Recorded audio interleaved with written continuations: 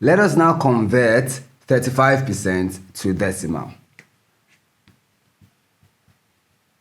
Remember, we first bring this to fraction, that is 35 over 1 multiplied by 1 over 100. And this would give us 35 over 100. Now you can bring it to a fraction in its simplest term by dividing both numerator and denominator by a factor. In this case, 5 is a factor.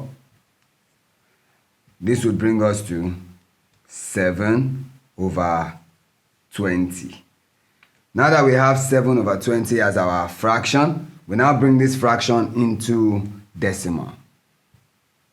Dividing 7 by 20. 20 in 7, that is 0. And 0 times 20 will give us 0.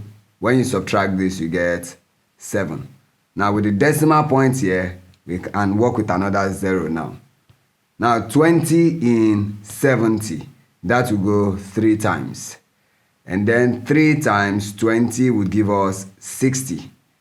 And when you subtract, you have 10. The decimal point gives us another 0 to work with.